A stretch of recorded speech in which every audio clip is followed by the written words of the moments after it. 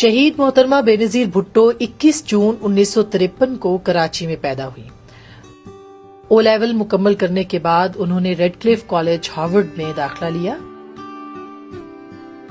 پاک بھارت جنگ کے دوران ہونے والے سلامتی کونسل کے اجلاس میں شرکت کی۔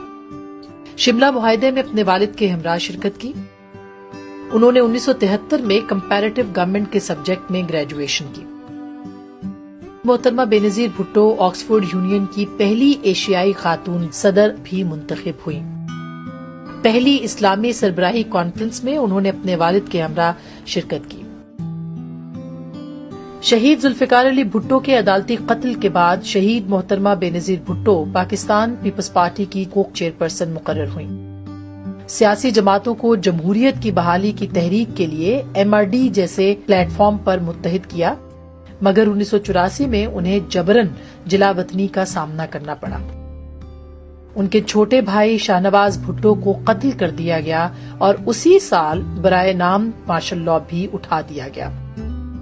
جب شہید محترمہ بے نظیر بھٹو وطن واپس آئیں تو تقریباً 20 لاکھ سے زائد افراد نے ان کا استقبال کیا۔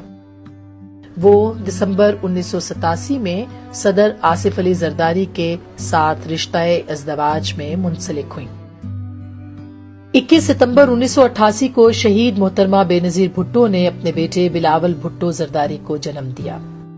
شہید محترمہ بے نظیر بھٹو بطور وزیر اعظم حلف اٹھا کر نہ صرف اسلامی دنیا کی پہلی خاتون بلکہ دنیا بھر کی نوجوان ترین وزیر اعظم منتخب ہوئیں۔ انہوں نے فوری طور پر ضیاء دور میں قید کیے گئے سیاسی قیدیوں کی رہائی کو یقینی بنایا اور طلباء اور تجارتی یونینز پر عائد پابندی کا خاتمہ کیا۔ شہید محترمہ بے نظیر بھٹو نے پاکستان کی کامن ویلتھ کی رکنیت بحال کرائی۔ ان کی قیادت میں پاکستان نے اپنی پہلی ساؤتھ ایشین ایسوسی ایشن فار ریجنل کوآپریشن اجلاس کی میزبانی کی۔ ان کی اقتصادی پالیسیوں کی وجہ سے پاکستان دنیا بھر میں 10 تیز ترین ابھرتے ہوئے ممالک میں شامل ہو گیا۔ 1993 میں شہید محترمہ بے نظیر بھٹو ایک بار پھر پاکستان کی وزیر اعظم منتخب ہوئیں۔ انہوں نے پاکستان پروجیکٹس سیبرے 2، غوری، PAC اور شاہین ایروسپیس پروگرام کا آغاز کیا۔ ان کی حکومت نے پاکستان کی پہلی توانائی کی پالیسی متعارف کرائی۔ یہ انہی کی حکومت تھی جس نے وزارت امور خواتین، ویمن بینک اور ویمن پولیس اسٹیشن متعارف کرائے۔